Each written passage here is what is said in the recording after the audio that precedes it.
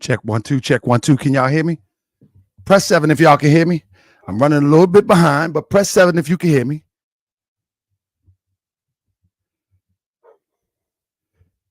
Press 7 if you can hear me. Check 1 2, check 1 2. Hold up, let me see. All right, got my dog barking. That's all right. Got the dogs out. Who brought the dogs out? That's all right. Y'all gonna have to deal with the dogs today. That's right. We going all in today. I want to make sure everybody get here. Make sure everybody share this. That means make sure everybody share this demonstration today. That's right. Hold up. Let me see. I want everybody share this today. Give me a second.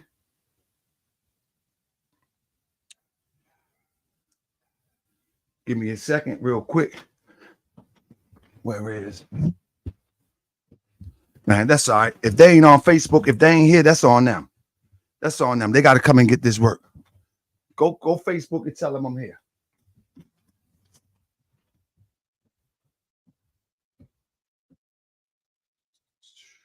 There we go.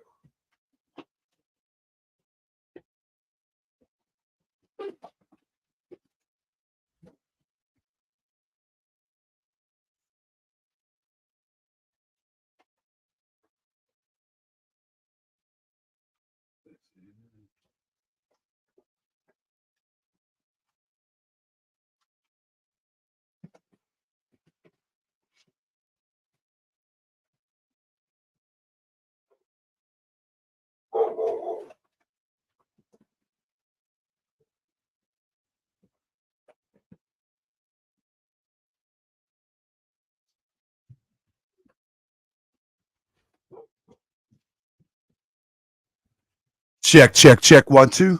Okay, they coming in. They coming in. I want to make sure that I get everybody on task today. So I'm gonna go live on Facebook too. I'm gonna try. Goodness. Maybe not. Maybe not. Let me see if I can do it. How can I do it? I need to hold my phone. I need to set my phone down. I'm coming, family. Peace, family. Let's see what we got here.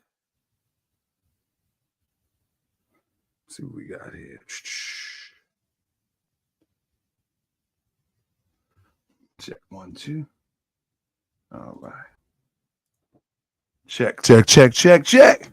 Peace and love, family. Peace and love, family. Yeah, it's about that time. It's about that time. I'm trying to see if I can do what I had to do on Facebook real quick. All right, fam. This is the one right here. I'm going to go a little bit over today just to get my point across. I'm going to go a little bit over today just to get my point across. So, family, I need y'all to share this real quick. I'm telling you, I got patience. I need y'all to share this real quick. Is my mic clear? Because once I get rolling, you know what I mean? Once I get rolling, that's it. Somebody said, Toronto, do you beat women? Nope. I'm gonna beat you with this blocking thing real quick. I mean, there we go. All right. Wayne Bryant, if you flag the chat, I'm gonna put you out. I already gave you the opportunity to see me, and it's 48 hours later, and you're just responding. So Wayne Bryant, you can't see me right now. I gave you Wayne Bryant on Facebook 48 hours ago. I say we can set it up, and now you coming 48 hours later. You have to wait till another time, my brother. You have to wait for another time, my brother. Now be respectful in the chat. If you spam the chat, you will be put out the chat. You will definitely be put out the chat if you spam the chat. Spamming the chat means that you keep saying the same thing over and over and over again. I want you in here, but if you spam the chat, you will be removed from the chat. And that's just what it's going to be. In fact, let me make sure I got everybody in place. Um, let me make sure I got everybody in place. You know what I mean? Because if you spam the chat, you're gonna have to go. You're gonna have to go. I'm telling you, you can get your chance to see me. I ain't got no problem with that. You know what I mean? But please don't spam the chat. You know what I mean? You said you want some smoke. We can set it up. Email me, and it's real. It's real. You can get all the smoke that you want. But I'm asking everybody, don't spam the chat. You know what I mean? Spam and just keep repeating yourself over and over and over. We heard you the first time. You know what I mean? We definitely gonna hear you the first time. So, all right, we ready? Oh, it looked like we got enough people in here today. We got enough people in here today. All right, y'all ready? So, family, this conversation right here is about the teachings of Prophet Noble Drew Ali. All right, and I want to be clear. Let me X out some of these windows that I got open, so we do not get bogged down. Sometimes when you have a lot of windows open, what'll happen is you will lose your feed. So I'm going to close out some of these windows, and then we're going to get started. Family, I want y'all to please share this on your platforms. Even if you don't agree with it, share it on your platforms so you can bring other people in that think they know what they're talking about. You know what I'm saying? We want to get people who think they know what they're talking about. And as I start this presentation, I invite any Moorish scholar to come through to have a conversation. If you are Moorish American Muslim, claim to be a teacher, a leader, or a sheikh, and you believe that Moorish American Muslims are obligated to participate in Ramadan, I invite you to an intellectual conversation, a respectable conversation, a brotherly conversation on that topic. I invite the Grand Sheikh and the assistant moderator, or the assistant Grand Sheikh and moderator of Moorish Temple of America Incorporated, Hopkins Bey, who has in his own right has been considered a scholar of the Moorish Temple of Moorish Temple of America Incorporated. Are y'all familiar? You know what I mean?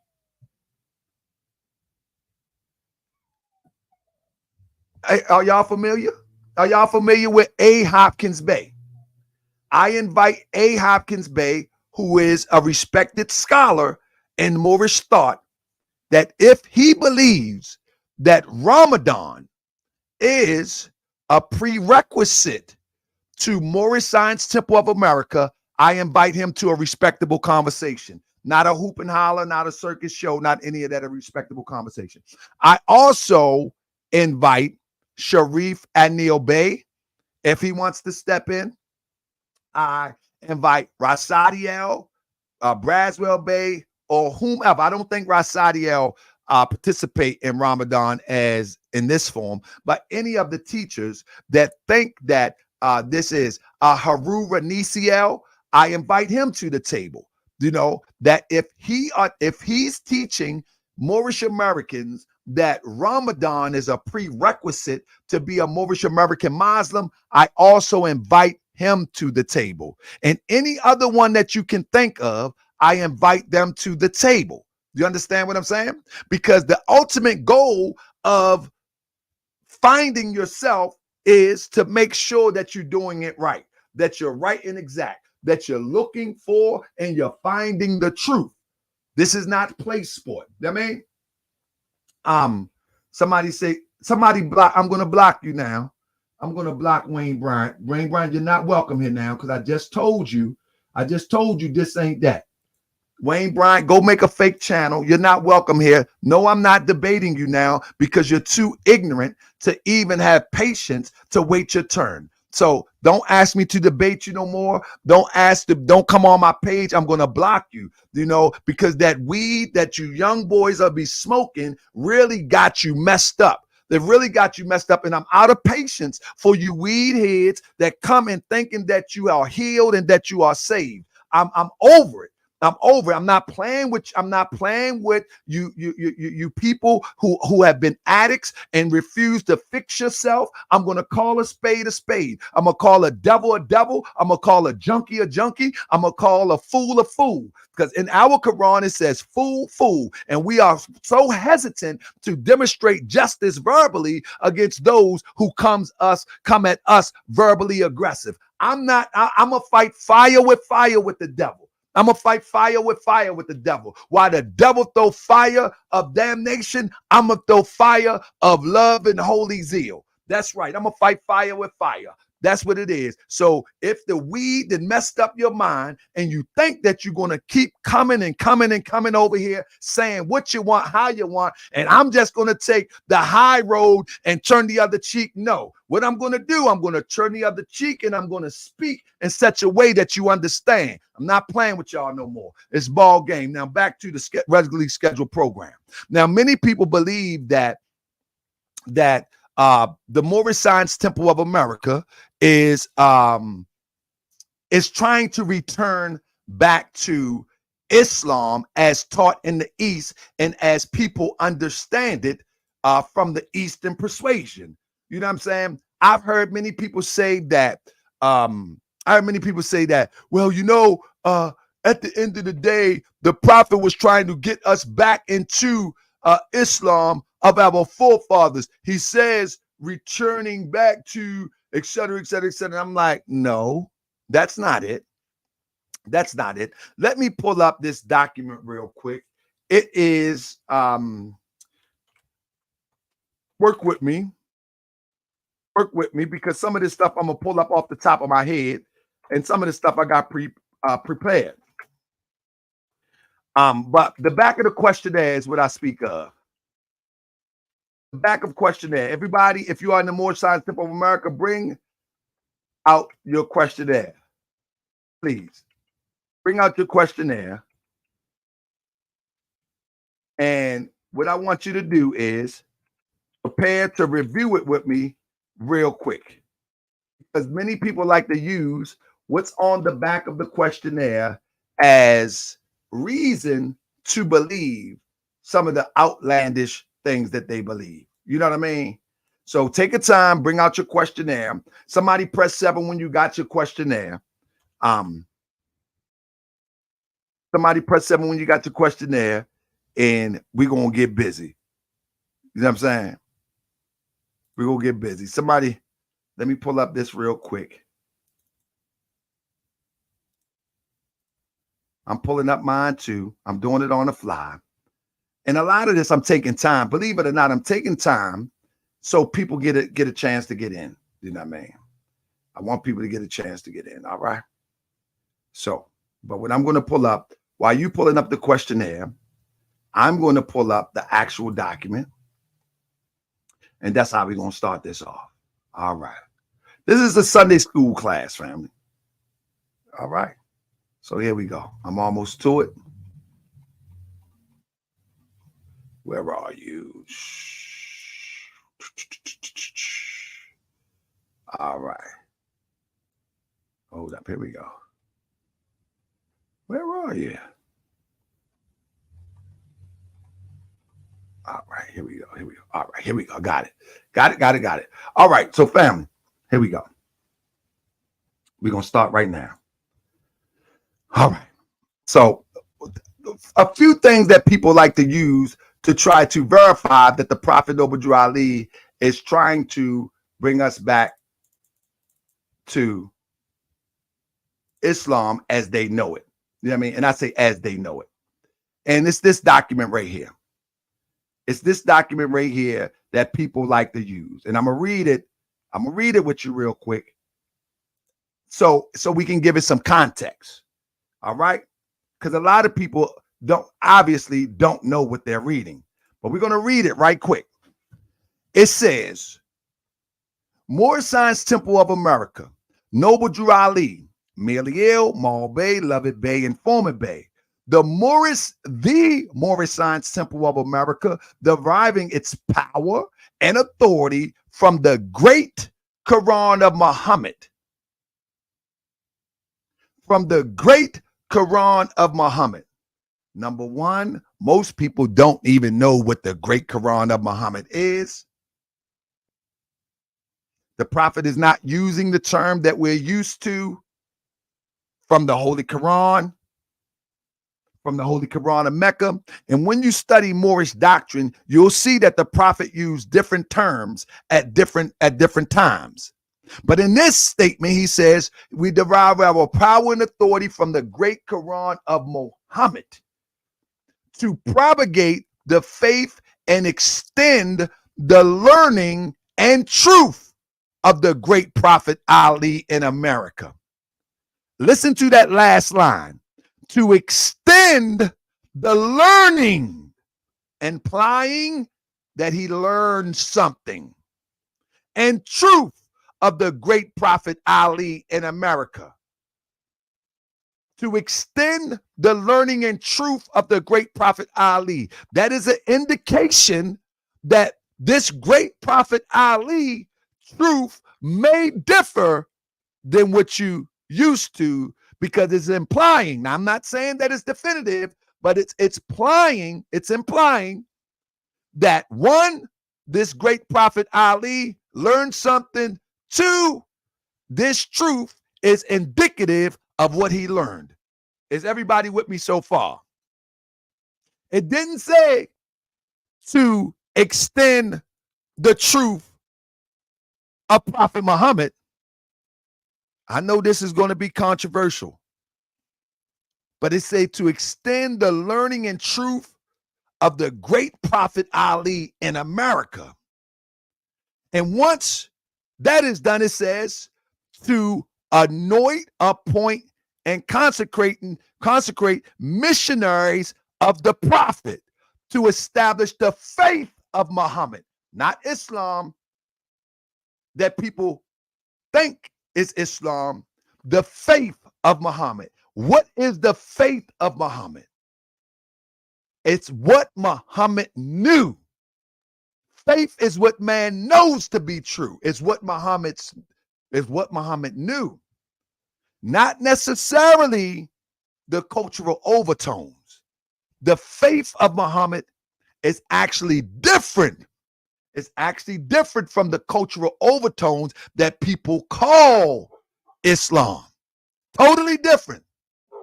Totally different. But we're going to let that hang there for a second. The cultural overtones that people do in the name of Islam probably never seen the light of day in Muhammad's life. And we're going to talk about that today. All right. So with that being said, now we're going to go into the second phase. That's number one. Number two, let me pull up the nationality card. All right.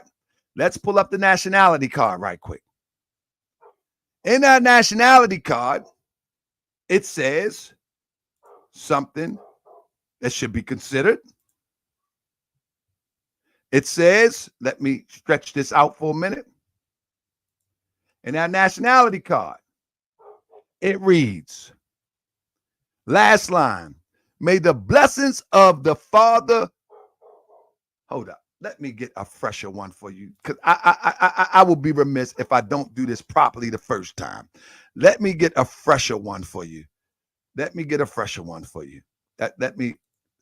Pardon me, family. I need to get a fresher one. Let me get a fresher one. I want to get a fresher nationality card so you can actually see this. So there'll be no doubt what I'm talking about. I want to blow it up. I'm going to get a fresher one for you. Because obviously our people do not know how to read properly. And I say our people, I'm talking about these people that act like they know.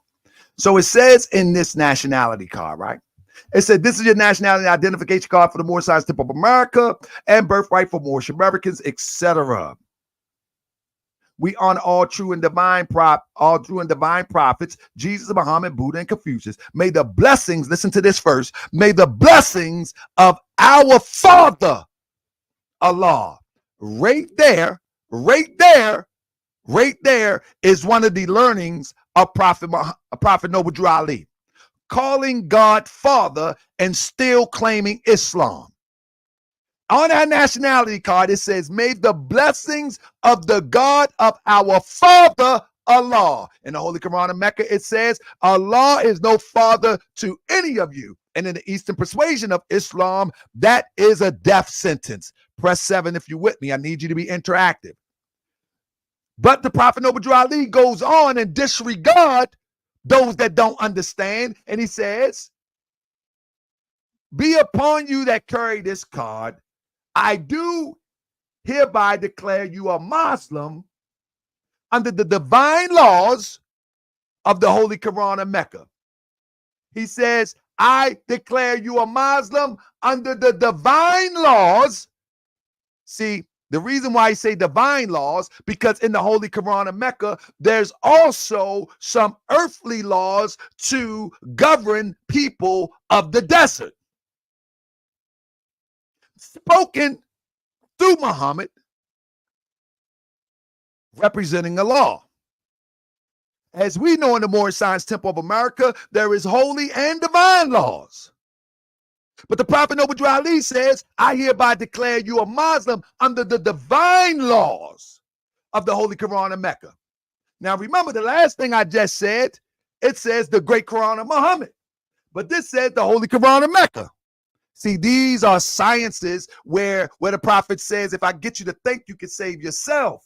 Because these are saying two different things in context. In context, these are two different statements. And this is what we learn in the noble temples. We learn how to decipher the divine message. Because our prophet came to us speaking English, and he has to use the language, and he has to use it in such a way that you may not get it the first time. But if you keep pushing, you'll understand. It says, under the divine laws of the Holy Quran of Mecca, love, truth, peace, freedom, and justice. I am a citizen of the USA. Now, that's what you have to understand. When the Prophet Noble Drew Ali says, may the blessings of the great God of our Father Allah, right there, just because you can't figure out the equation doesn't mean that it's not right and exact. That doesn't mean that. It means you cannot figure out the equation. Why would Prophet Noble Drew Ali continuously use Father Allah, when he knows, if he's a prophet, he should know, I say he knows, that that is a no-no in conventional Islam as we know it. This is why I say these sheiks don't know what they're talking about. This is why I say they don't know what they're talking about. Due to the simple fact that they're being lazy and not breaking down the science. You know what I mean? But we're going to break it down today. We almost there. Work with me. We're about to speed it up in a minute.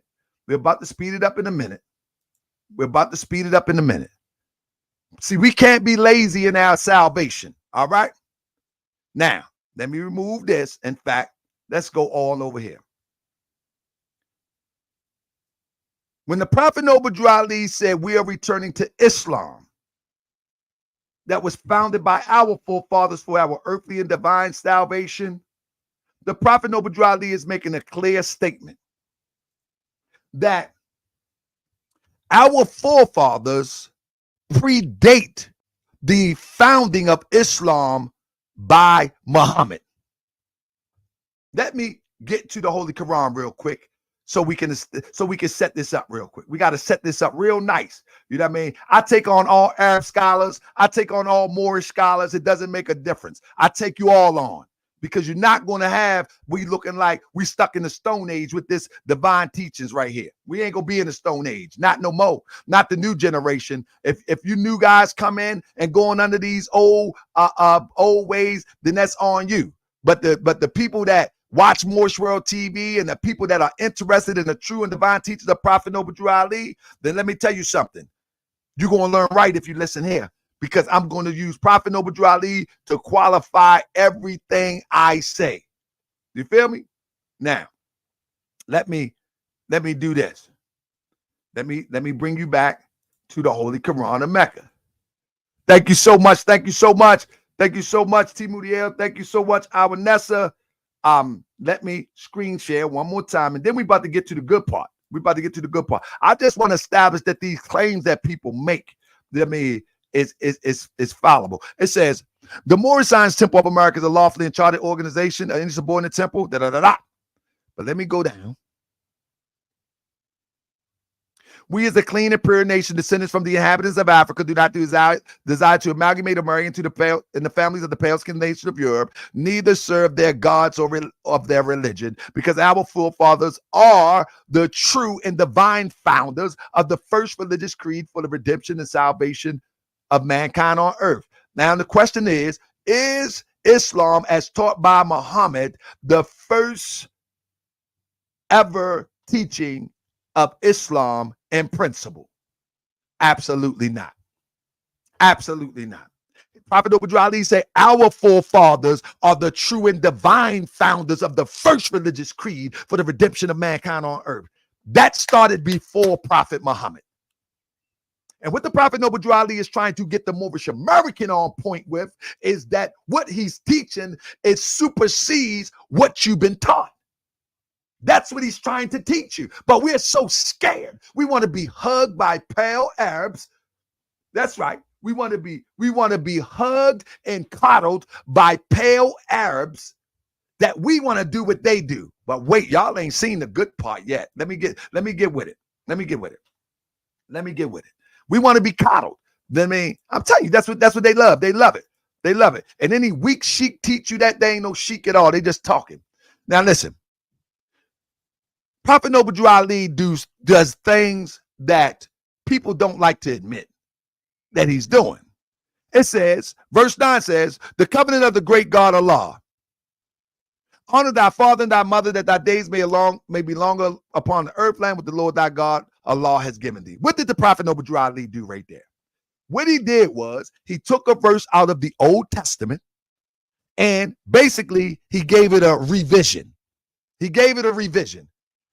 Why do he give it a revision? Because he has the authority to do so. He's a prophet. All right. See, the problem with what people have with Prophet Noble Drew Ali, they think he has limited authority. Press 7 if you with me. They think he has limited authority. He doesn't have limited authority. All power in earth and heaven is given unto him. Y'all heard that before too, right? So the Prophet Noble Drew Ali says, come all ye Asiatics of America and hear the truth about your nationality and birthrights, because ye are not Negroes. Learn your forefathers' ancient and divine creed. Learn your forefathers' ancient. Let me ask you a question. Is Prophet Muhammad ancient? You and I know that's not ancient. Let's be clear. No disrespect for Prophet Muhammad. No disrespect for Prophet Muhammad, but he's not ancient. He's not ancient.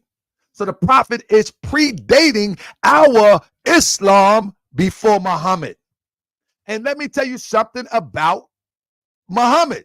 He predates his Islam before him too. That's why he mentions Abraham. That's why he mentions Lot. That's why he mentions Jesus, because he's mentioned them to qualify himself to a degree.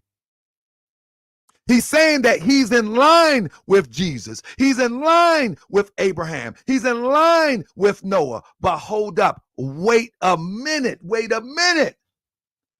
If he's in line with Jesus, why didn't he do the customs of Jesus as you're trying to prerequisite customs of Arabia for Moorish Americans?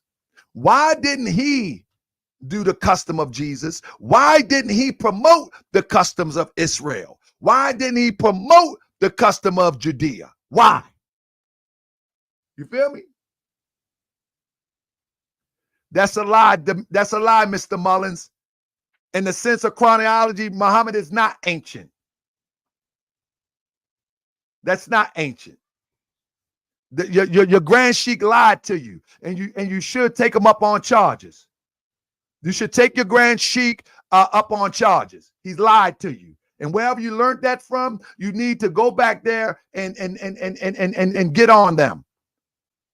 Stop playing. But I'm not going to keep responding to you today because we're going to teach this lesson. And if you want to debate me, set it up with me and we can debate. You follow me? If you want to debate me, we can debate. We can debate if you want to debate that. Anyway, back to my point. What is ancient, if you will? What is ancient, if you will? It's going to predate Jesus for all intents and purposes. Because the year 1 in the Gregorian calendar becomes a new era of time. If you understand how we judge time by cycle ages. I know your Grand Sheik didn't teach you that. You got to understand what cycle ages is, young fella.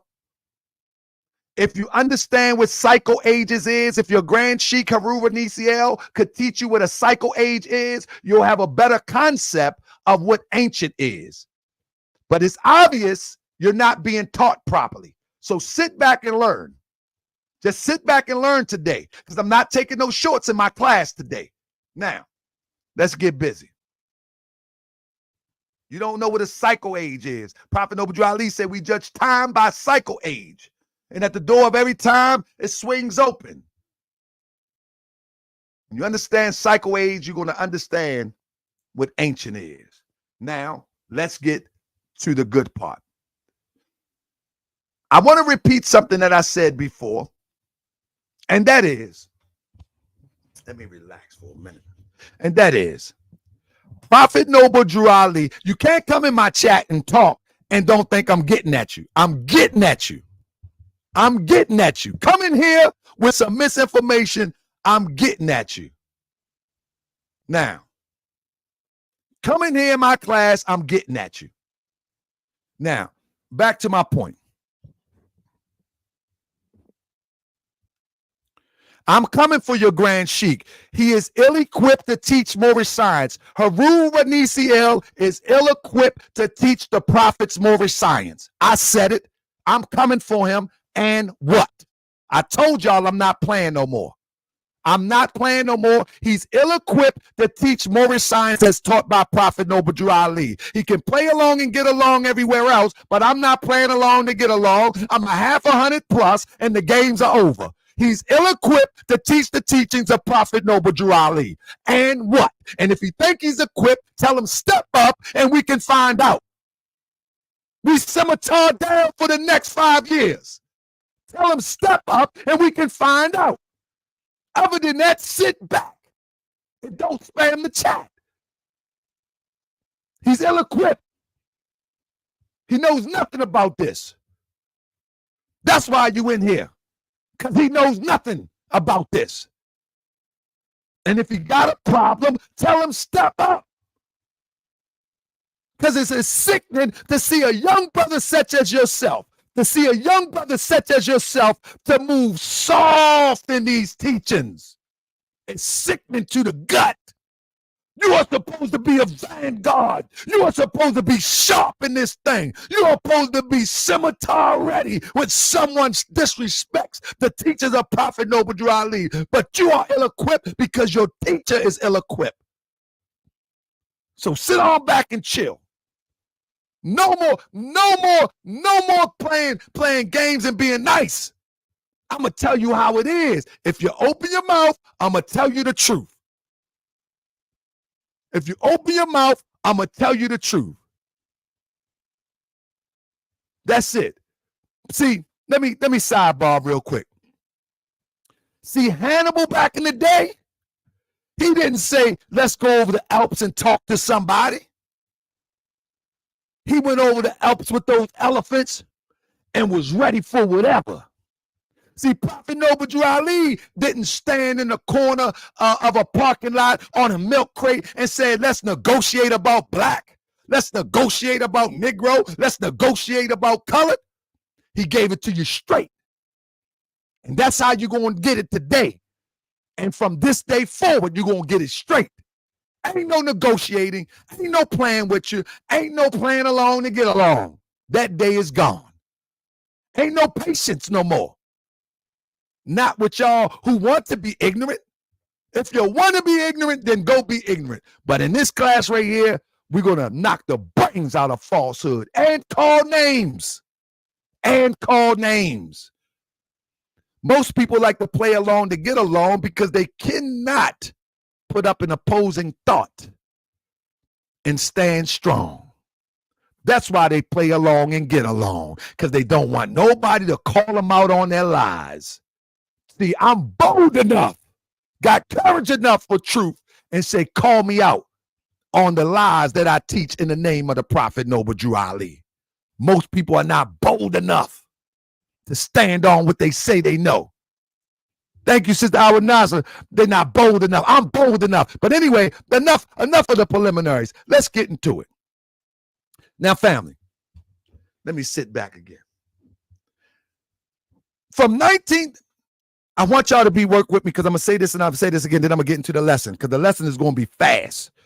Family, did Prophet Noble Drew Ali demonstrate Ramadan? And is Ramadan, let's rewind. Is Ramadan the most important observation of Islam of the East? Is that yes or no? Is Ramadan one of the most important? It is the most important outside of the Shahada. Even if you can't make Hajj, Ramadan is important.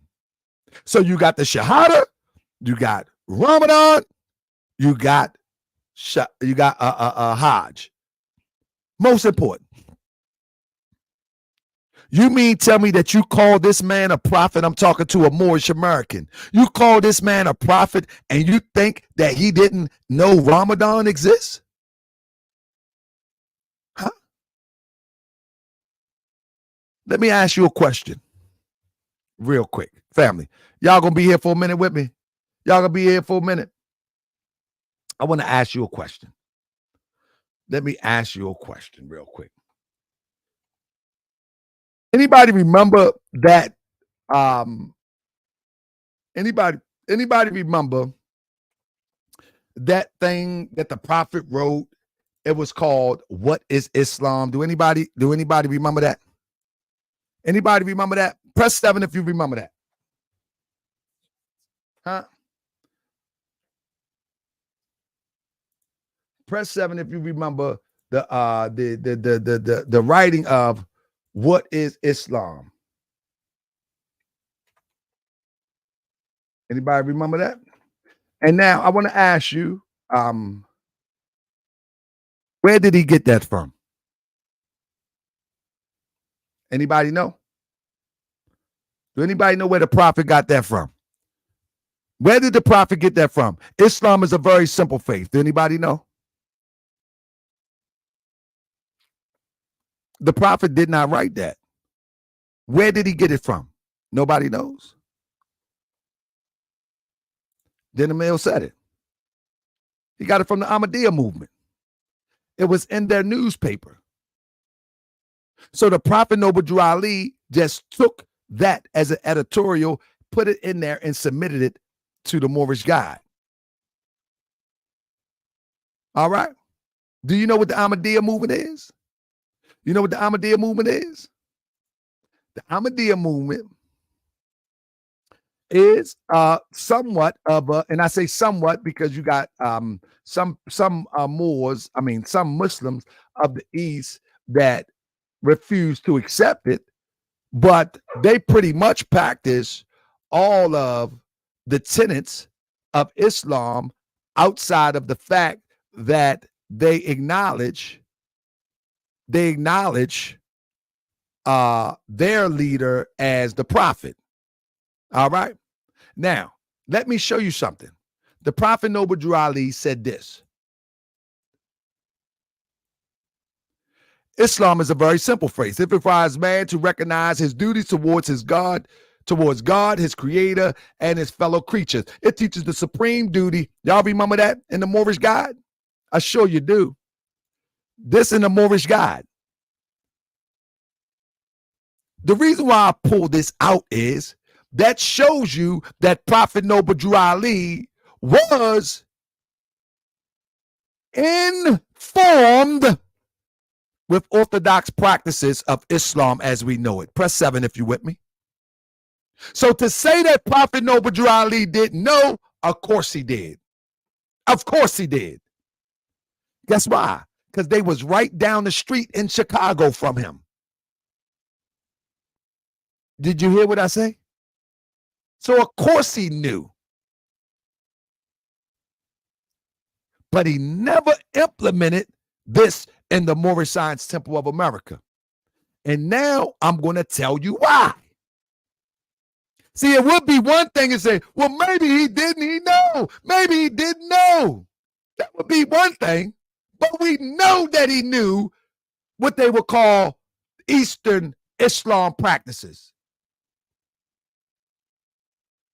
Now, also, he knew about the father degree in Islam. How do we know? How do we know? Because when you go down a little bit, it says,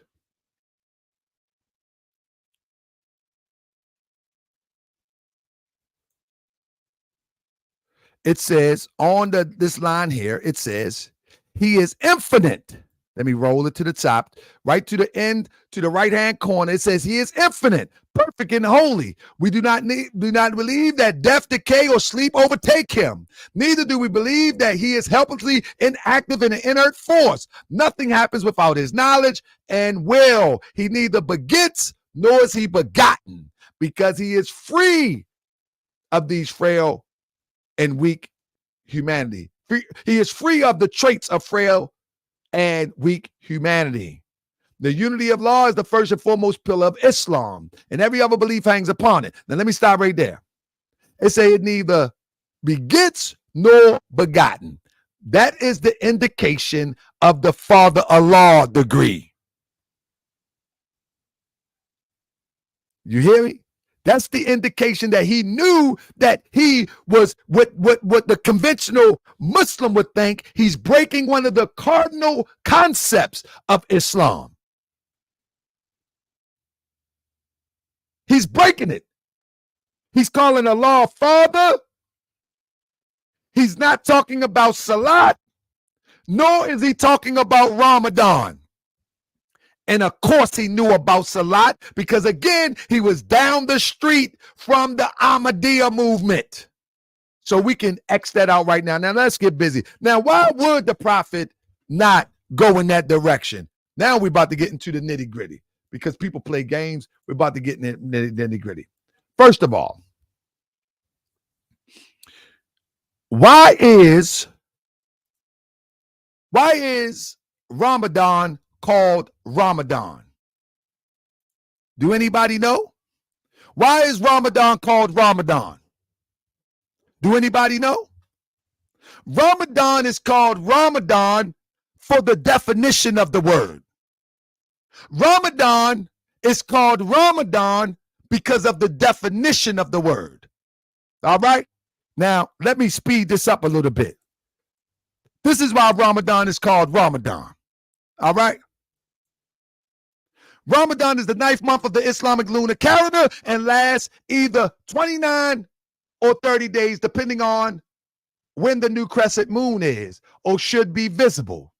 The Arabic term Ramadan connotes intense heats. It seems that, here we go, in pre-Islamic Arabia, Ramadan was the name of scorching hot summer month. Let's get right there into the common sense of that. So when you fast during the month of Ramadan, you're fasting during the month of scorching hot heat. That's the most simplest way I can put it. So now when you look at Ramadan being rotated around, when the Ramadan is being rotated around the year, there's no way that you can be doing Ramadan at the same time that Muhammad did Ramadan, because his Ramadan was during the month of scorching heat. Press 1 if you hear me. Press 7 if you hear me. So when you read Ramadan in the Quran, it's talking about scorching heat. It's not even talking about a month. It's talking about the month of scorching heat. And the month of scorching heat is month specific. You hear what I'm saying? It's month specific. It doesn't rotate. It's month specific. These people don't know what they're talking about. They done fooled the whole world. They done fooled the whole world. The month of Ramadan, break it down in plain English, the month of scorching heat. All right? Now, with that being said, it says in the Islamic calendar, however, the timing of Ramadan varies from year to year. How can you be doing Ramadan the time that Muhammad done it if it varies at the beginning at every year? You know what that means? That means you're practicing a custom and it's not a universal truth. A universal truth don't change or pass away. This is why Prophet Noble Drew Ali did not give us this, because truth stays the same. Truth always the same. Let me tell you something. If you wanna know how truth changed, look, if truth changed, just look at the sun.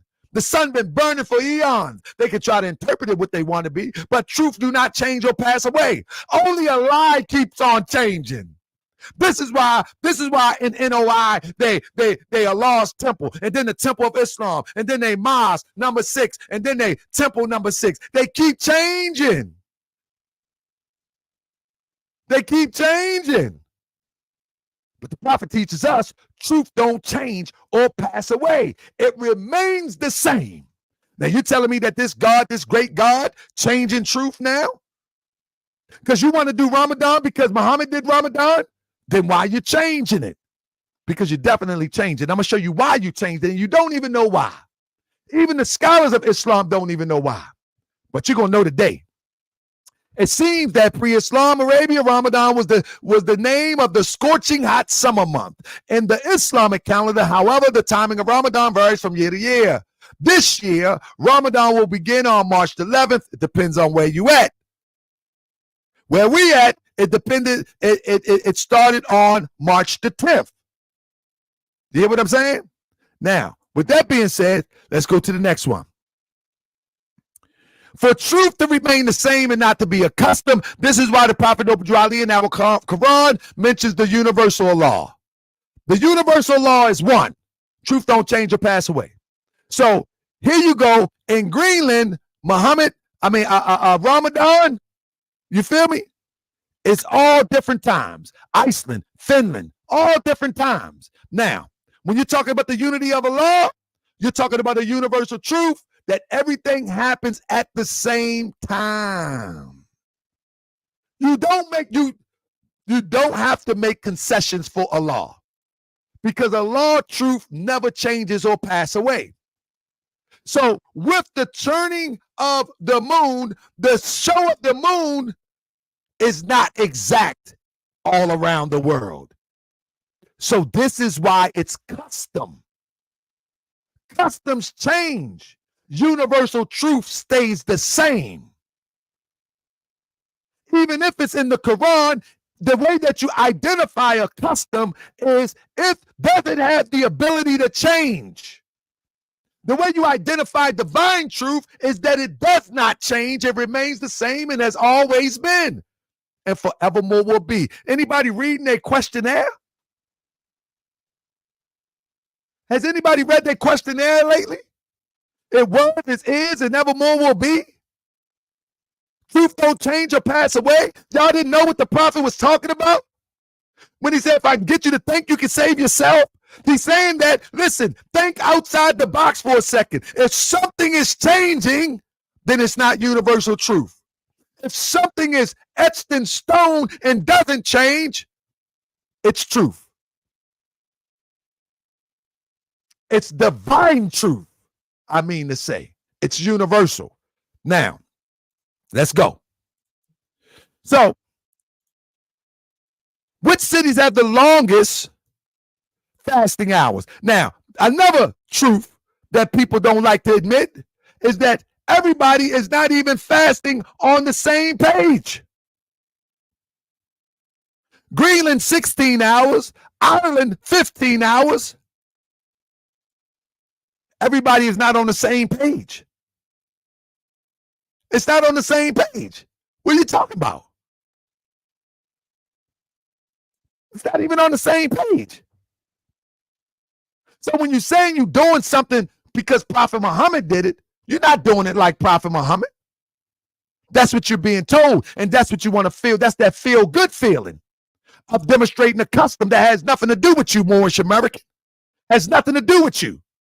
This is an Eastern custom. And when the people was with Prophet Muhammad, they did it at the same time because they was in the same location at the same time, and it applied to them specifically. And this is why the Prophet Obadiah teaches us that Allah sends in the Holy Quran in Mecca, say Allah sends a messenger to every nation. Why? Because the teaching is specific to that nation.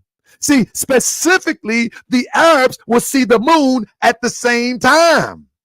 But you're not going to see the moon at the same time that they see it there and here. We're on different time zones. So that's an indication that it is not universal. Universal truth does not change. Universal truth do not change. It does not pass away. You don't have to make concessions for it. It just is what it is. All right? It is what it is. You don't have to change or you can't make concessions for Allah. Who the heck you think you are? That you're going to make concessions. Okay, if you can't make Ramadan, then you feed a poor person.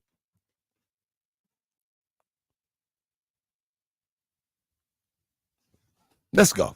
This is why Prophet Noble Ali, because it's a custom. Custom don't alter the nature of truth. He told us that. But many people they're too lazy to look it up.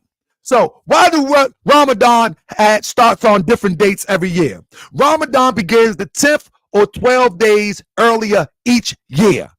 I'm going to ask you a question. How is it possible that you could be doing it when Muhammad did it? Ramadan begins 10 to 12 days earlier each year. This is because the Islamic calendar is based on a lunar I'm going to butcher it. Cycle. Somebody spell it out for me. Sound it out for me. Calendar. Hajj. Put it like that. Calendar with months 29 and 30 days, because the lunar year is shorter than the solar year by 11 days. Ramadan will be observed twice in the year 2030. Did y'all hear that? First beginning on July the 5th, and then on December 26th. Did you hear that? Ramadan will be twice a year in 2030. I don't think you heard me. Did you hear what I say? Press 7 if you hear me. Ain't Ramadan supposed to be once a year? The next Ramadan will start after March 12th, will be 33 years from now. This is why the Moorish American and the Moorish scientists of the Moorish Science Temple of America, we deal with divine truth. We deal with divine truth, but we ain't finished yet, family. I want y'all to stay with me. I'm going to finish this class today. The fallacy of Ramadan and physical fasting. Muslims fast for the whole month of Ramadan, and they believe the Quran was revealed in the month of Ramadan. Did you hear what I just said? I said it. I'm going to say it loud. They believe that the Quran was revealed in the month of Ramadan, possibly on the odd days within the last 10 days of this month. Family, this going to be a shocker. Did you hear me just say they believe that it was revealed in the month of Ramadan? The plot thickens. My affairs, straighten my affairs up. This is called a thinking cap. Anybody get one of these? This is called a thinking cap. All right, I got on my thinking cap. It's not a dunce cap. It's a thinking cap. It's not a Kentucky Fried Chicken bucket. It's called a thinking cap. Let's go. This is the other lie. Created by Umayyad and Abbasid Caliphate with the use of misconstrued translation of Arabic Quran in order to corrupt and control. Now that it is embedded in the Muslim belief system and traces of evidence of physical fasting has been inserted into the Quran translation, and they couldn't achieve the cohesiveness of the Quran teachings, thus leaving gaps with majority of Muslims who cannot comprehend or contemplate. What this is saying, follow me? Look at this fool. Fez is with polo t-shirts. Interesting. That means I'm a Moorish American, which means I'm descendant of the Moroccans and born in America. We got our own culture here connected to our culture yesterday. That's why Fez is in polo shirts. You go dress like you in a desert. I'm in America pimping. That's what you are, because you probably one that's pimping the lessons too. Atkinsell, you probably one of the ones pimping the lessons too. I'm in America. I ain't in no desert. What are you talking about? Back to my teachings. Don't you disturb my class. Anyway, with that being said, this is another lesson for another day, but I'm going to just touch on it just a little bit, how they put their own thing into the Quran for the manipulation, all right? Now, here we go. In 638 AD, 6 years after the death of Prophet Muhammad, the second Caliph Umar recognized the necessity of an Arabic calendar based on lunar months. Did you hear that? Did you hear that? 6 years after Prophet Muhammad, the calendar was made. There was no Ramadan as you know it during the life of Prophet Muhammad. There was no Ramadan as you know it during the life of Prophet Muhammad. I say as you know it. Which can be used to record important dates of military, civilian events in newly established Islamic regions. While Umar recognized this need because during that time, Persia used a different calendar than Syria.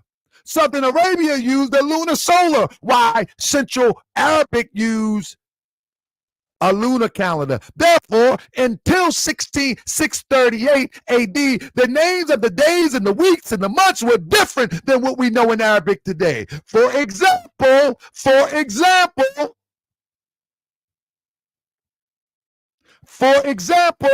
it was Al-Aruba, which became Al-Juma, the 9th month.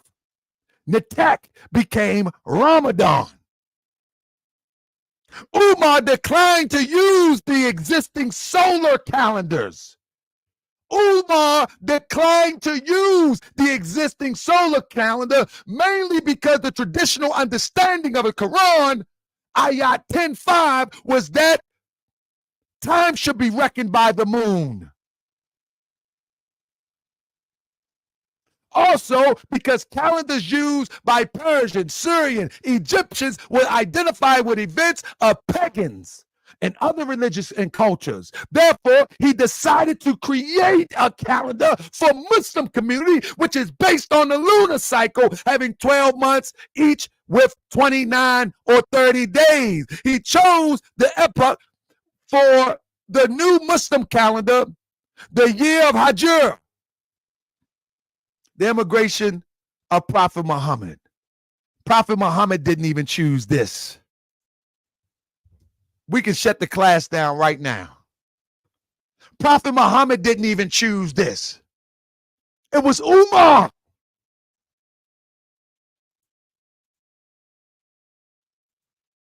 It wasn't Umar Johnson, but it was Umar. Prophet Muhammad didn't even do this. We can close the class right now. And this is why Prophet Noble Drew Ali did not make this a prerequisite. He is a prophet of God. He know the difference between a custom. He know the difference between a custom and a divine truth. He was prepared and sent to this earth. He knows this. Why would he give us something that is made up? Why would he do that? That's not to say Prophet Muhammad didn't fast the month of Ramadan. The month of Ramadan is the month of heat. He fasts during the month of scorching heat. And this is why Umar used the term Ramadan to name the month, or the holiday Ramadan, or the acknowledgement Ramadan. But the true Ramadan is fasting in the month of scorching heat. Do y'all see the switcheroo? See, most Moors don't believe Prophet Noble Ali is a prophet. This is why they don't take the time and look into these things. They don't believe Prophet Noble Ali is a prophet. I'm telling you, they think Prophet Noble Ali just had some good ideas. This is why they 1 minute they say he a Mason, the next minute he's trying to take us into Christianity, the next minute he's trying to take us into Islam, the next minute he's trying to take us in sorcery. They don't understand. They don't believe Prophet Noble Ali is a prophet. All your teachers have failed you. They have failed you. Mullins Bey, he failed you. The teachers have failed you. They don't believe that he's a prophet. This is why they say, well, where did he get this from? Man, it boggles my mind too. It boggles my mind too. Did the prophet know? Oh, he was divinely prepared and sent to this earth. That's enough for me right now. How would he know that? The whole world is convinced that when you read Ramadan in the Quran, it's actually talking about a specific month as we know it today, when in fact there was no specific month called Ramadan during the life of Prophet Muhammad. Press 7 if you hear me. This is why they mad at me. This is why they mad at me. That's right. This is why they mad at me. Bring the Islamic scholar. Where he at? They know I'm telling the truth. They just disregard it. They know I'm telling the truth. Bring your Islamic scholar, any of them. They know I'm telling the truth. They know I'm not lying. But the way I demonstrate this truth, I demonstrate it so aggressively. I demonstrate it like I'm giving a show. Oh yeah, it's showtime, all right. It's showtime, all right.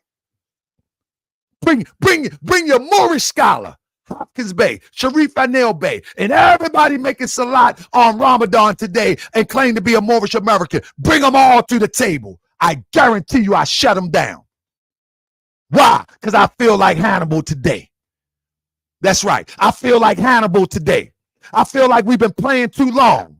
And I feel that people that are scared to represent that truth, they need to step aside and be quiet. They need to step aside and be quiet. And I'm speaking to Moorish Americans that have been taught wrong. This is why people ain't fired up about the prophet teachers, because they sending people back to yesterday's misinformation, disinformation that do not get you fired up. Let me get back into it. During the prophet time until the formulation of the new calendar by Umar, Ramadan was never known to be a month. You hear what I say? Ramadan was never known to be a month. So what was it when it was mentioned in the Quran? It was talking about a time period of fasting when it was the hottest. Can anybody dispute that? Can anybody dispute that? Hawk L. Then I'm Hawk L. Can you find somebody to step up to dispute this, please? Can you find somebody? Oh yeah. That's right. We doing wheel stands up in this demonstration today. Cause I get tired of people on Facebook talking like they know. One guy got up there. I ain't even gonna give him a plug. I was gonna take his whole demonstration and dismount it. Talking about power and authority means this. Breaking down lessons like you taught Tariq Bey back in '89. This ain't '89. It ain't gonna work today. It ain't gonna work today. It wasn't no Tahaka Bey in '89. That's right. It ain't gonna work today. The power and authority means, and then that. Come on, man, cut it out. Cut it out. Cut it out. Cut it out. Let's get busy. Cut it out. Ain't no need to play with this no more.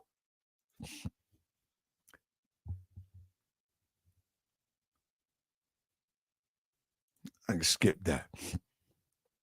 Let's get this. Let's deal with the interpretation of what people call fasting, Siyam, and the introduction of physical fasting. The first official translation of the Quran was carried out into Persia during Abbasid, and I might butcher that, 750 through 1258. The Umayyad dynasty had already established Siyam as physical fasting practice, which borrowed from the fasting practice of Haran or Aaron. They have used Ramadan as the month to establish this practice. And during Abbasid Caliphate, I might butcher it, don't worry about it. When Quran is translated into Farsi, they use fasting in the month of Ramadan for some verses of the Quran. Quran didn't ask to fast in the month of Ramadan as when was revealed the month of Ramadan. Even didn't exist, even didn't exist,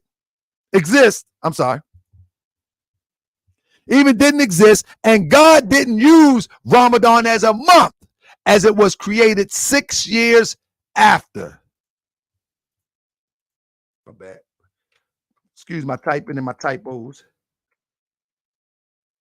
Y'all gonna get my point. Allah did not use Ramadan as a month. Do y'all understand that? Somebody says, cite my source. Cite my source? Google, when was the Islamic calendar created? That's all you got to do. All Muslims know this. They just don't tell you this. They know this. My source is the history of the foundation of the lunar calendar made by Umar. Google it. Okay, let me cite a source. I'm sorry, brother. You're right. I'm sorry. I'm not going to send you on a mission. Let me show you. Here go my source. Britannica. Here go my source. Let's do a source. Here go Britannica Encyclopedia. All right. Is that a good enough source for you? I can't do all sources today. Let's go to Britannica Encyclopedia. You want a resource? There you go. Umar, the second caliph, in the year 639 CE, introduced Hajjura era, now distinguished by the initials AH for Latin Anno Hajjura. In the year of Hajjura, Umar started the first year. You want a source? There you go. What else you want? What you want to do? What I need you to do is dump your Grand Sheikh because he lied to you. That's what I need you to do. Tell your Grand Sheikh he's fired. All right. Umar started the first year AH, with the first day of the lunar month of, what's that? Marabin, I can't see it because it's small in my eyes too, which corresponds with July 16, 622 in the Julian calendar. There you go.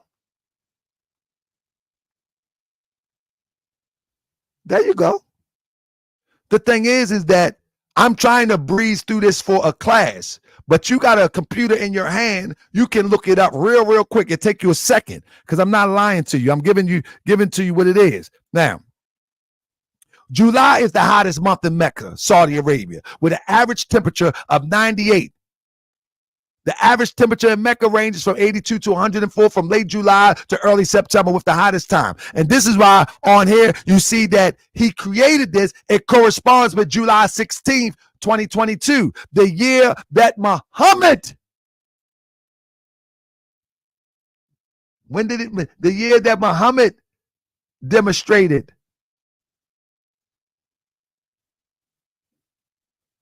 The year that Muhammad demonstrated it, it was in July. Because what does that imply? The scorching month. It was not a conventional month as we know it.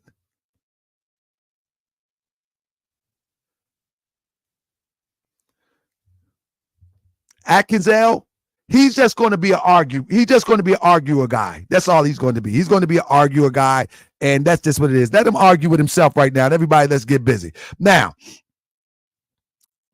with that being said, let me flow through this real quick. Most likely, the calendar that Muhammad was practicing Ramadan in was either a solar calendar or a lunar solar calendar, but it wasn't the calendar that you know today.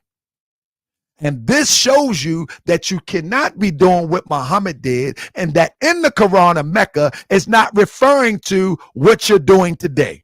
Press 7 if you're with me, Moorish American. It's not even close to what you're doing today, because Ramadan didn't refer to the month of Ramadan as we know it as a month, because the month was actually superimposed after the death of Prophet Muhammad. There's no way you could be doing that. There's no way you could be doing that in the name of the Holy Quran of Mecca. So when we're talking about the divine laws of the Holy Quran of Mecca, we're talking about scorching you know what I mean? We're talking about most likely in July every year.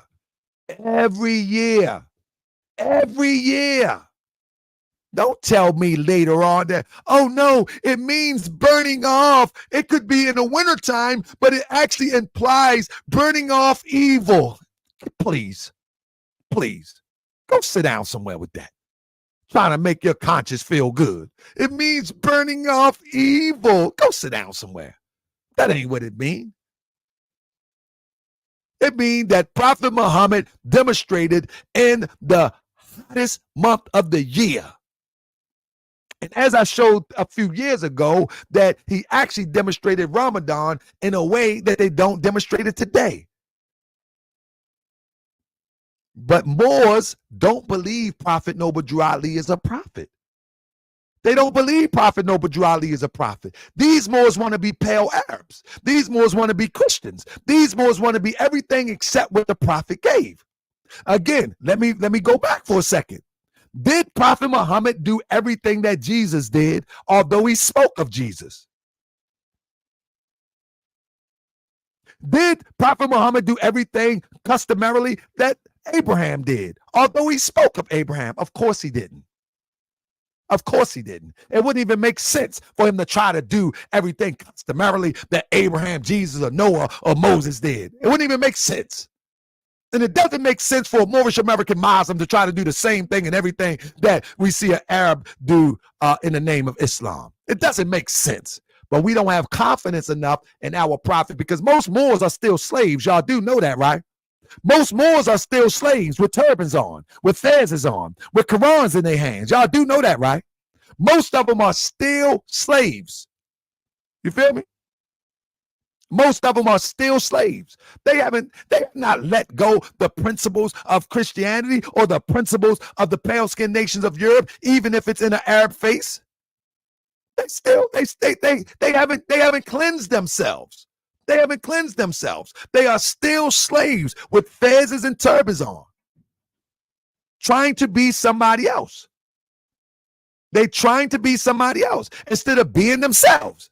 Prophet Noble Drew Ali is a divine prophet. He's a holy and divine prophet, and he's just as qualified as any other prophet to give you the structure from a universal perspective to help elevate you to the next level. These people are slaves, man.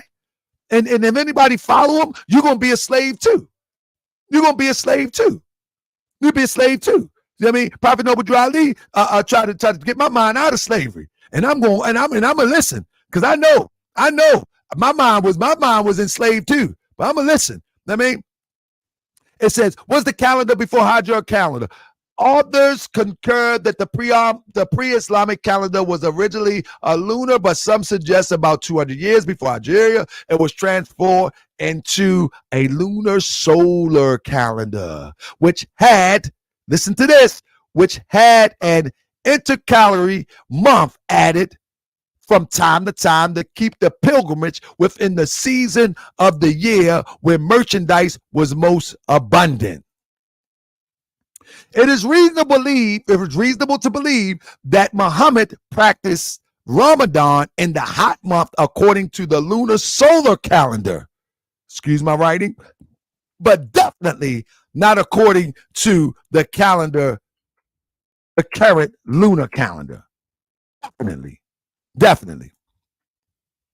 Beyond that, the Arabs at the time added intercalary days to that calendar called Nasi. And why there is not yet historical consensus on the purpose, some have suggested that they were used to adjust the lunar calendar in such a way that it tracks the season. Now stop that. What Nasi is, it's like leap year.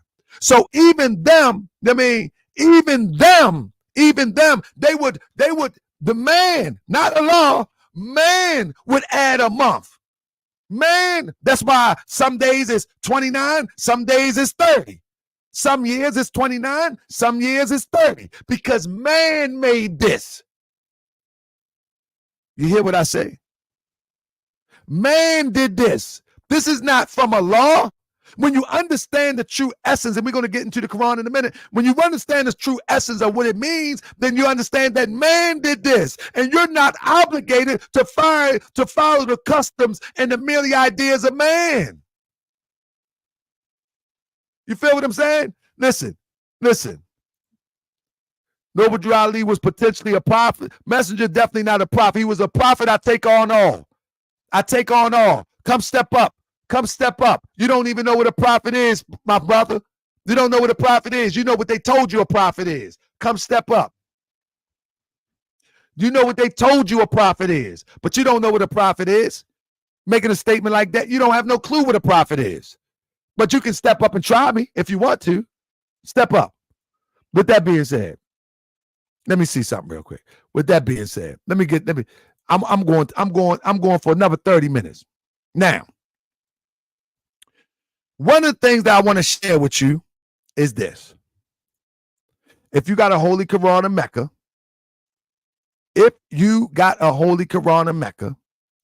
I want you to look at the history of your Quran.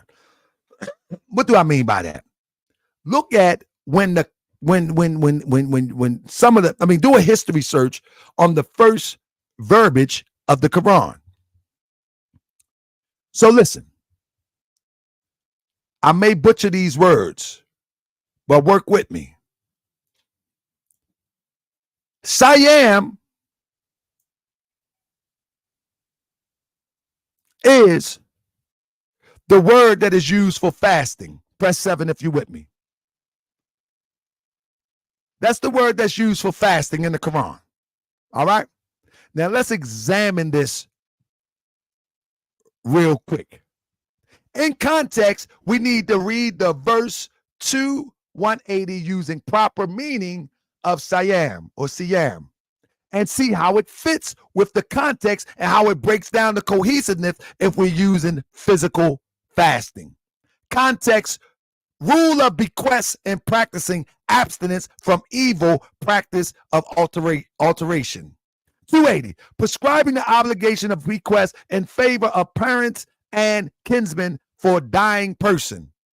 181 is teaching once the bequest is done, if anyone changes, alter this, then they will incur sin. And if anyone is afraid of such evil practices, it means you have to have your Quran for this, of Mecca practices, and mend their ways and correct themselves. There is no sin. And continuation of sex evil practices, God has commanded us to abstain, restrain ourselves from evil practices. Siyam, which was also prescribed and ordained upon believers previously through previous messengers of God. Read 2:180 to 2:182.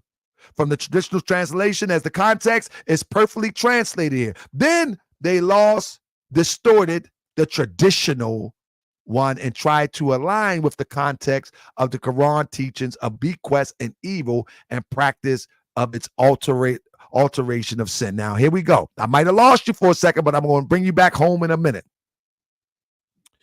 So 283 is the next ayat in verse, and it says, O ye who believe, this is the Ramadan verse, abstinence from evil practices, al-Sayyam, is prescribed for you. In the Quran today that you read, it would say fasting is prescribed for you. Work with me. Only abstinence from evil practices can make someone righteous. And certainly a physical fasting won't make us righteous. It can be a catalyst, but it won't make us righteous. Now, if you continue reading the Quran from the traditional translation, you will find that they have formulated a physical fasting for a numbered days. A numbered day. And expatium, in addition, if anyone miss a certain number of days, feeding the poor. Thus, God, divine guidance, let me see, it's small in my eyes too because I got it on my screen here. Divine guidance became a ritual, physical fast, which won't make us righteous. Therefore, again, the context of evil practices of altering bequests is lost here. Instead,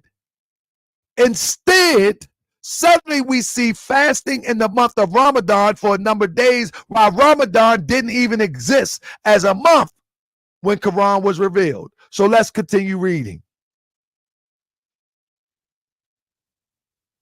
Somebody say, I wish you would have said this in your thread.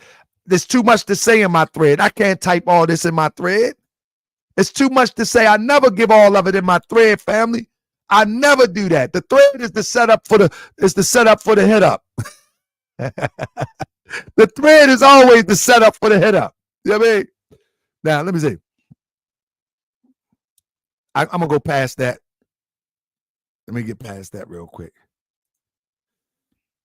All right. So in 180, in 183, it says, and this is traditional, the abstract, if you will. Almighty Allah said, you will believe fasting is prescribed for you, as it was prescribed for those before you, that you may learn self-restraint. But remember, it says in the original, it says, O ye who believe, abstinence from evil practices. Al-Sayyam replaces fasting. All right? It's prescribed for you as it was prescribed for those before you, that you may become righteous. This says fasting is prescribed for you. Y'all, you understand what I'm saying? So when you go and look at the English dictionary, fasting into Arabic, you will find Al-Sayyam, but it's spelled in Arabic Al-Syam. And the Arabic word for fasting is called Sayyam in the Quran. The word Sayyam literally means to abstain. What did they do with this?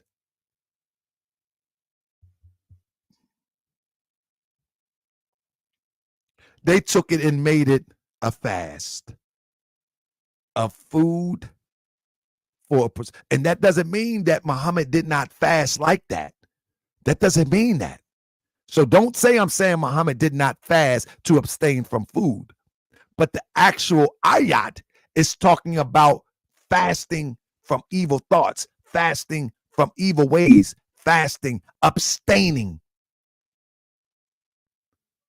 And it's not ideal specific. The actual ideal unfolds.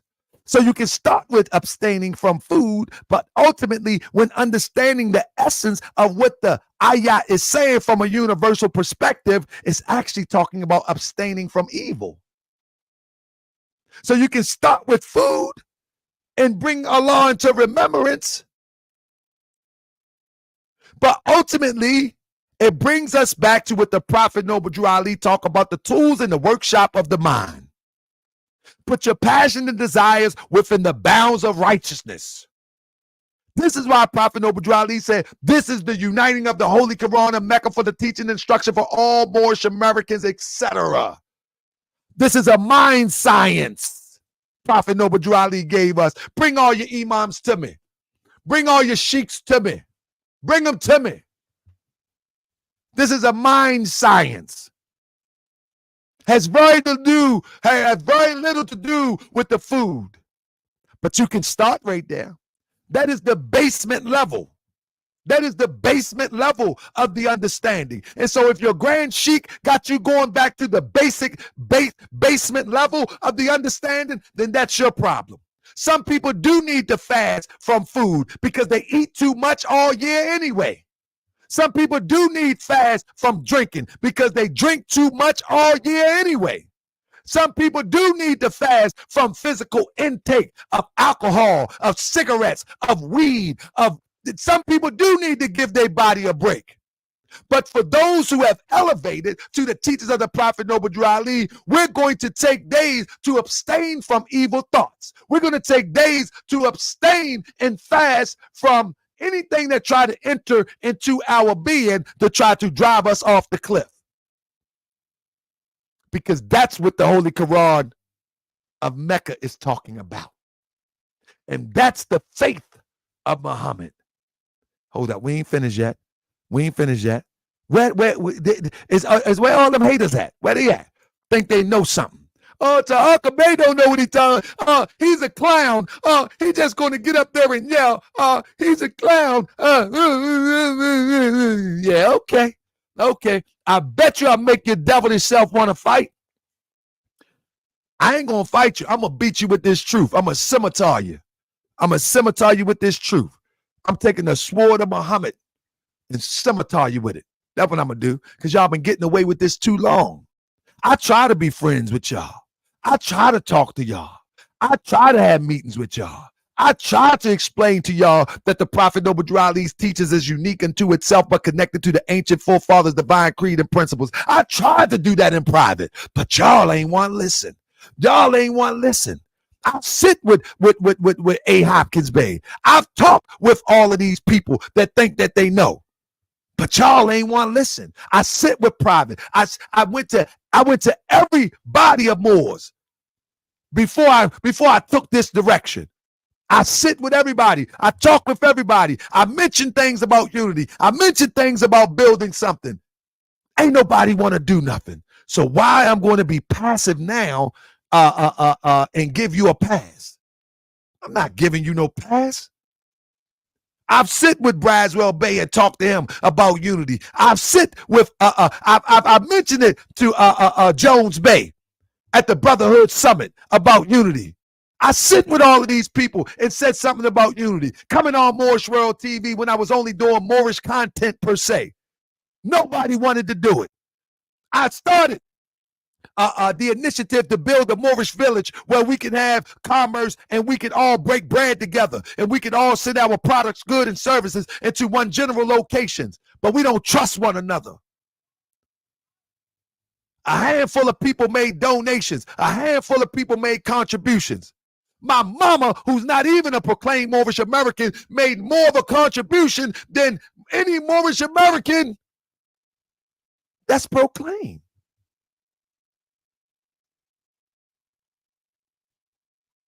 You hear me? So don't tell me why you doing this, brother Ta'aka Bay, because it need to be done, because these people ain't right. These people ain't right. They lying to people. They don't understand the prophet's teachings. And when they don't understand, they make it up. Well, they're going to have to make up something now to tell their people if they watch this video. They're going to have to make up something now. Now, let's get it. Let me get past that because I don't want to spend too much time. All right, let's get right there. And let me stop right there. Hey, family. Now, I will do a part 2 if needed. We can do this all month until Ramadan is over. Family, press 7 if you understand what I've said so far. That there's fallacy in Ramadan, and that's why Prophet Noble Drew Ali did not institute it for Moorish American Muslims. Press 7 if you understand that so far, and then I'm going to move on to the next part. Everybody understand that? Because I'm going to skip a whole lot right now, and I got plenty more. I'll save this for the haters when they come in. because I want to skip to the next part of this now. You know what I mean?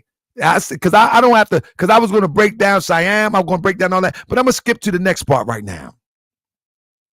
Now,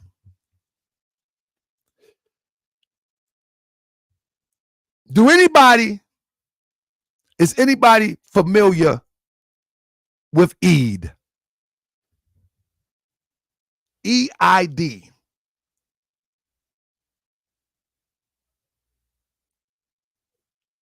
E-I-D. Eid. Fam, let me tell you something about the Moorish Science Temple of America.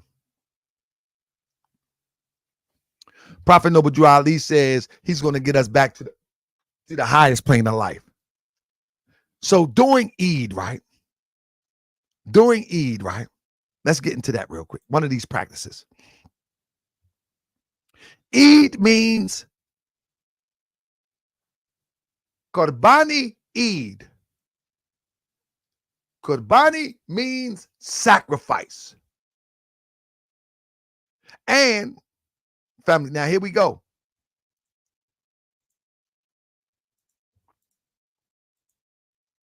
Qurbani Eid literally translate, Qurbani means sacrifice. Today, this refers to the sacrifice of animals to commemorate Prophet Abraham's dedication to Allah and his willingness to give up what was most important to him in the name of faith. So Qurbani, what is it? Qurbani, also known as Udhiya, I might butcher that, is important Islamic practice of sacrificing livestock, animal, during the festival of Eid ul Adha. Sorry if I messed it up. This festival takes place between the 10th and the 12th month of Dhul Hijjah, the last month of the Islamic calendar.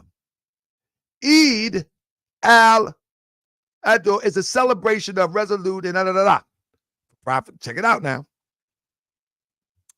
Why do Muslims give Qurbani? It's a devotion to Allah, etc., etc., etc. Now, I'm going to save this one for last. Let me get over there. Why do I pull that out? We're talking about sacrifice. In the Holy Quran of the Moorish Science Temple of America, right? It teaches. Chapter 10. Now, men and birds and beasts and creepy things are deities made flesh. How dare you kill anything? It is cruelty that makes the world awry. When a man has learned when they harm a living thing, they harm themselves. They surely will not kill, nor cause a thing that Allah has made to suffer pain. Now, during this Eid, let's talk about the Eid after Ramadan.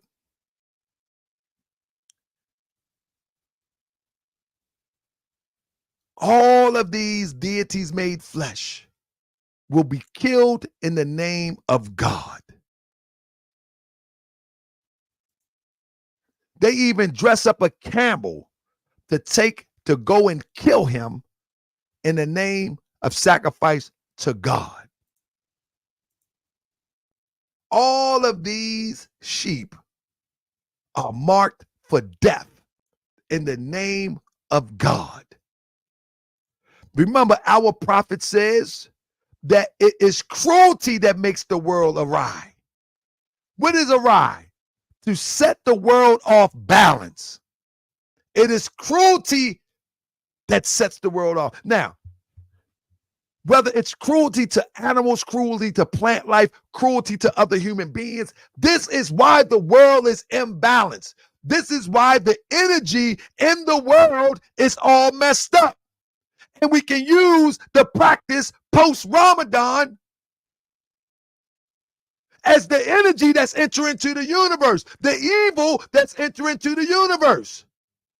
The energy of the universe shifts when cruelty enters the universe. It was never meant to be this way.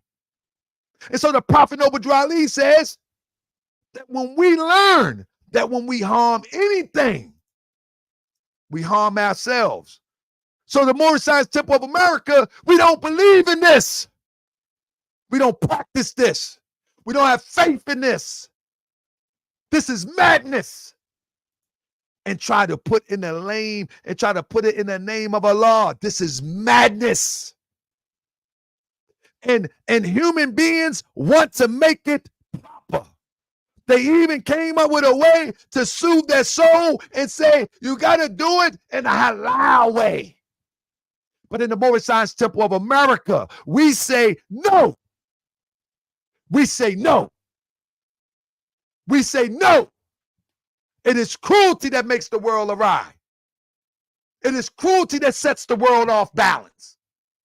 It is cruelty that enter into the universe of the earth and enter into the hearts and mind of the people and make them killers. You feel what I'm saying?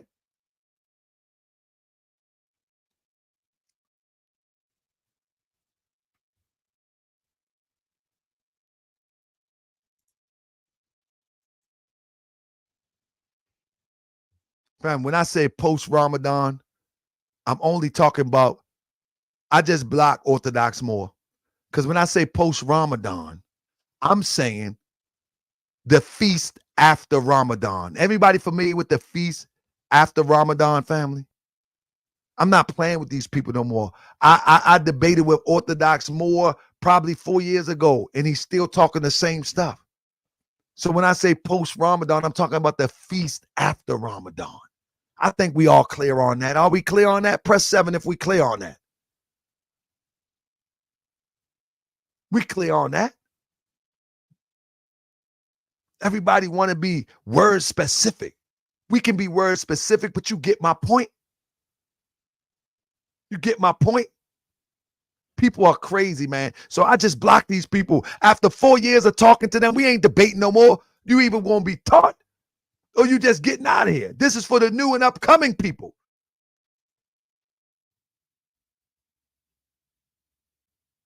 Bring me a brother from Maghreb. I had a brother from Morocco that's supposed to come back, and he never came back. Bring me one. But look at this cruelty. Look at this cruelty. You see that? This is what I'm talking about. This is what the prophet talking about. It is cruelty that makes the world awry. You follow me? This is what the prophet is talking about. Look at the children right there. Do you know what type of energy is going into them? This is what the prophet talking about. Why should I want to revert back to something like this? Why do I want to revert back to something like this? So all these Moorish Americans that want to endorse the practices of yesterday, the customs of yesterday, you are complicit to this here. You endorse this. You endorse this. You endorse this. Any Moorish American Muslim that tried to underscore the importance of Ramadan and they're not even educated on the matter, they endorse this type of behavior. This is what they endorse. This is what they endorse. And there's no way around it. There's no way around it. So keep endorsing it. Cool. Look. These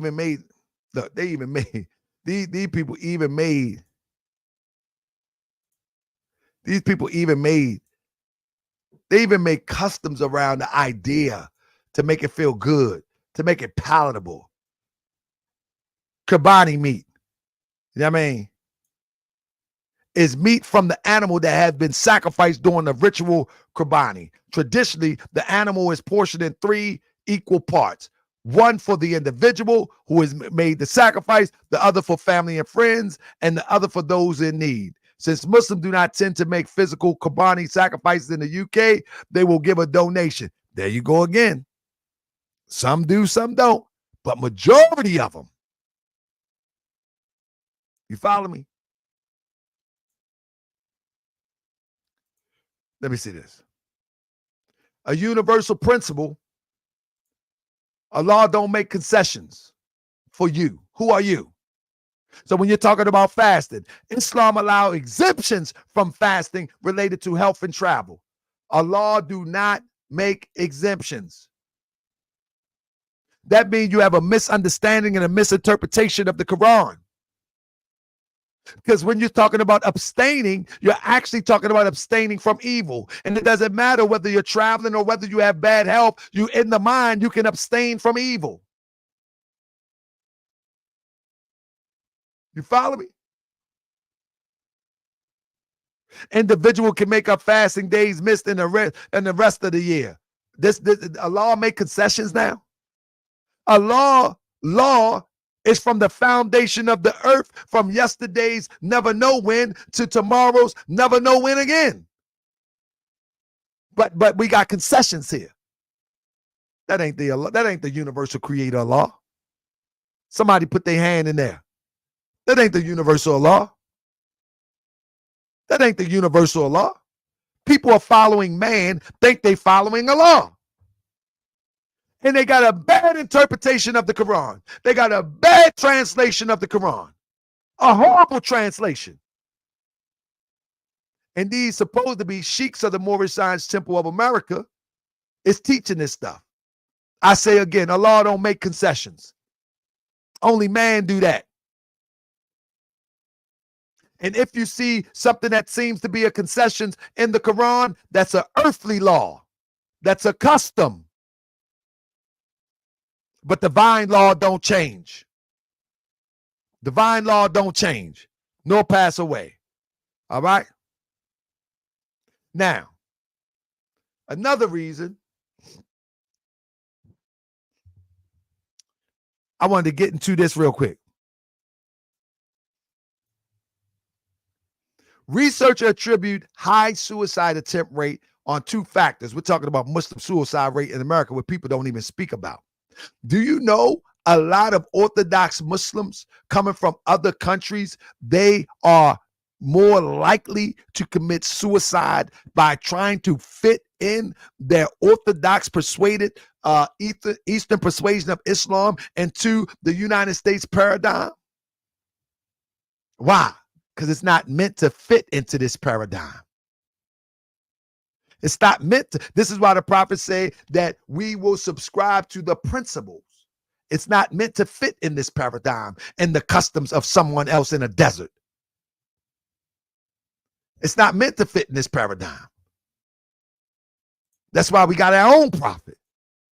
Nasir was right. U.S. Muslims are 2 times more likely to have attempted suicide compared to other religious groups, according to a study published last month in JAMA Psychiatry. Nearly 8% of Muslims in the survey reported a suicide attempt in their lifetime, compared with 6% of Catholics, 5% of Protestant, 3.6% of Jewish respondents. That includes Alina Khan, a 24-year-old Indian Pakistani American living in Washington, D.C. She was diagnosed with digestive health issues similar to chronic acid reflux, and the doctor advised her to eat smaller meals more frequently instead of infrequent large meals, as well as sleep on regular schedule. That's really the opposite of fasting, Khan says. Initially, Khan tried to fast for half of a day and every other day, but in 2020 her condition got really bad. She would throw up what she ate for the pre-dawn meal. The thought of not fasting weighed heavily on Khan. In high school, Khan played soccer and even fasted on the field. The act of refraining from food and water helped ground her, she says. Without that aspect, it's harder. You feel less plugged into spiritual aspect. That's subconscious, because you're just kind of there. She says there is also judgment or shame that you are not a good Muslim, she adds. What am I saying here? What am I saying here? My bad. What am I saying here? Hold up. What am I saying here? Let me give my next one. Most of those that practice Islamic practice in America don't even realize that those practices are regional and customary and customs of that region. Prophet Muhammad, by the will of Allah, applied customs that was central to the understanding of the people that he brought the message to. And if you understand the Quran of Mecca correctly, you will see it clearly. And Prophet Noble Drew Ali did the same thing for us. This is why we don't go down making a prostration in public, looking crazy. And I say looking crazy because it's dangerous. This is why we stand on the 7, as mentioned in the Quran. This is why we don't demonstrate custom and merely ideas of man. Because as I showed you with the Ramadan thing, Ramadan wasn't even a calendar month. It wasn't even a calendar month. So, of course, in the Quran, it could not be talking about Ramadan as people practicing today. There's no way. There's no way that the Holy Quran of Mecca can be talking about the Quran could be talking about Ramadan as being practiced at this hour. It's impossible. And when I say it's impossible, I mean impossible. Because we know what Ramadan means today. And it don't mean that it fluctuate around the calendar year. It don't mean that. Now, when we get into the high science, we understand that we need to put a circle, draw a circle around our passion desires and abstain. We know that we need to use the mind science of cutting off the naughty and useless parts with the axe. We know that we need to get back to the mind science and not the customs that's supposed to be a reflection of the mind science. The customs, the outward part, is supposed to be a reflection of the inward part. But when man put their hands in something, then the outward part has no relation to the inward part. So people start making Hajj all the way over there to Saudi Arabia when they haven't made the Hajj from the outer part of their flesh to the inner part of their being. You understand what I'm saying? They haven't made the Hajj to the holy temple Mecca Kaaba within. In fact, they don't even know how to go from the plane of soul, from the plane of manifest to the plane of soul to the plane of spirit within. Heaven, earth, and hell is not above, around, below, within. It's within. So if you don't know how to do the inner Hajj, the outer Hajj means nothing. It means nothing. Because at one time, they prayed towards Jerusalem. And then when man thought it was time to change it, then they prayed towards Mecca. That is only symbolic to what must be done within. And if you think doing something without supersedes that was done within, then you ain't no Moorish American Muslim. You just one who's wearing a fez and using your head as a fez rack. That's all you're doing. Your head is holding your fez as a fez rack. If you think that is a prerequisite to demonstrate Ramadan, when Ramadan as a month did not even exist on the calendar during the life of Prophet Muhammad, then you's a fool. Then you's a fool. And if you're scared to try to understand what the Prophet Noble Drew Ali brought us, the essence of what he taught us, the essence of what he brought us is mind science. He's trying to get us back in our divine mind. He jumped leaps and bounds over customs.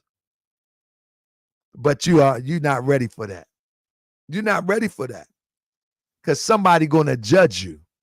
You scared what the Arab believers going to say.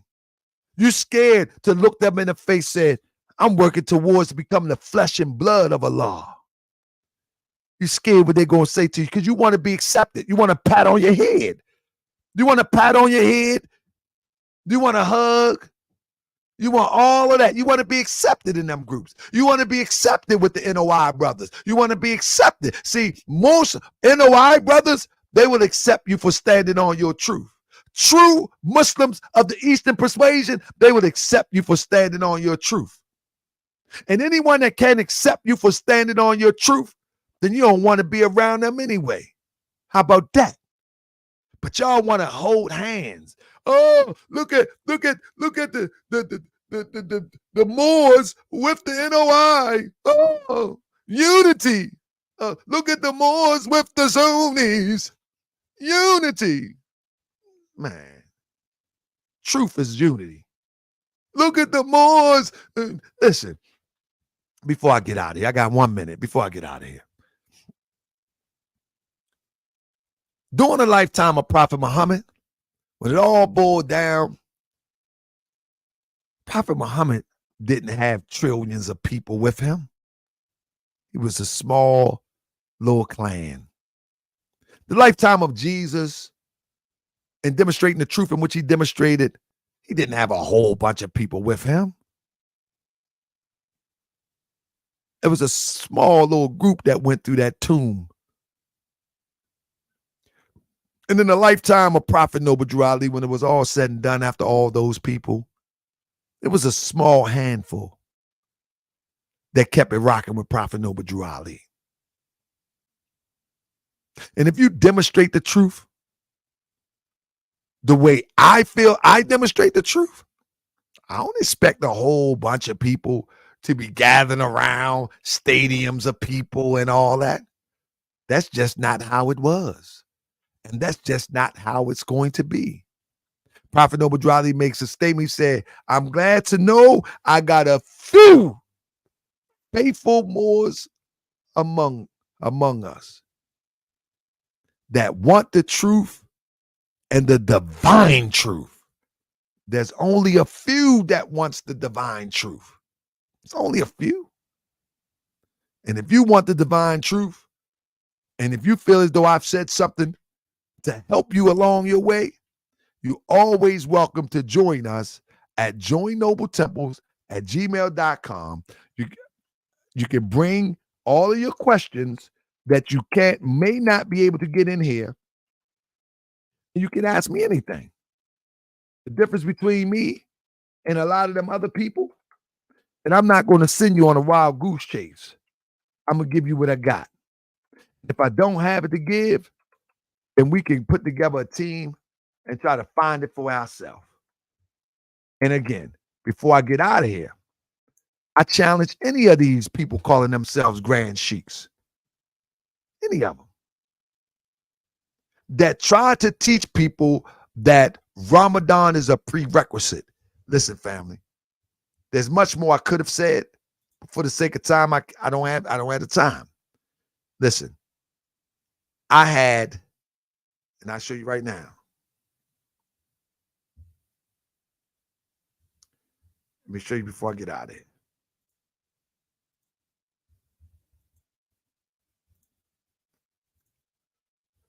I have plenty of slides left. I went through half of them. I just went through half of them. Right here, I skipped this whole section right here. I just went through half of them. So if somebody wants to smoke, they can get the smoke.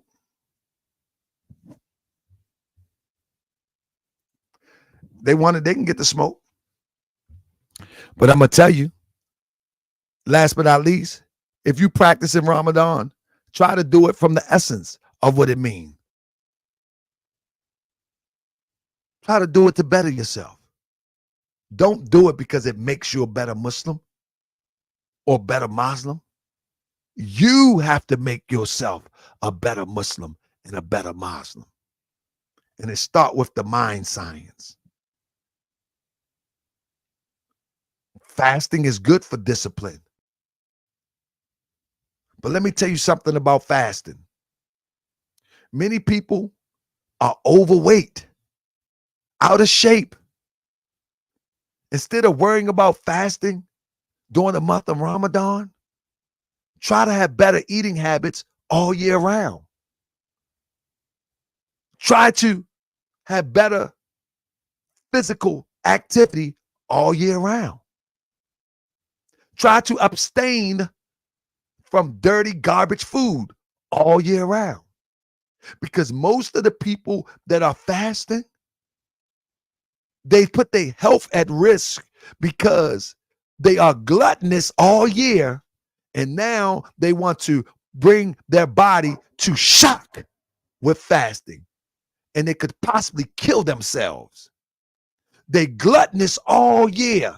They gluttonous with what they drink, their Pepsis, their juices, their whatever. They're gluttonous with their McDonald's. They're gluttonous with what they think to be healthy food. They're gluttonous. And now they bring their body to shock. Talking about their fasting. Well, the body, like anything else, it has to gradually grow into that which will keep it sustained, not shock. And for some people, overweight people, abruptly fasting can be more of a harm than good. And not to mention that every time you break fast, you just eat and just be gluttonous. If that's you, you know who you are. And before you start your fast, you just be gluttonous and just try to fuel up so you won't be hungry during the day and just overeat till you're miserable. That's not healthy either. And then at the end of your fast, of the 30, 29-day period, you're just gluttonous, gluttonous, gluttonous, gluttonous, gluttonous, gluttonous, gluttonous. That is sinful. And what I mean that is sinful, because there's no way in the world that you can overindulge in anything, and be in a sound state of mind. There's no way. So you can think that you fast all of those days. The moment that you like, boom, kill the animal, and you just gluttonous, gluttonous, gluttonous, gluttonous, gluttonous. Prophet Noble Drew Ali said, and I'm paraphrasing, Allah gave you a body and it's thy duty to preserve it. Gluttony is not going to preserve it. So if you want to do something righteous, try moderation. Try moderation. That's what's taught in the Moorish Science Temple of America. With that being said, I yield the floor. I'm up out of here. Peace and love. I'm going to look at the comments. Family, I encourage you to come back and comment, because we're going to have a lot of haters to come back in the comments after the show. Come back in the comments, and I call it a show because that's what it is. It's showtime. Come back in the comments. Leave some comments to let people know what was said here for those who skim by this. And don't forget to share this. Peace and love, family.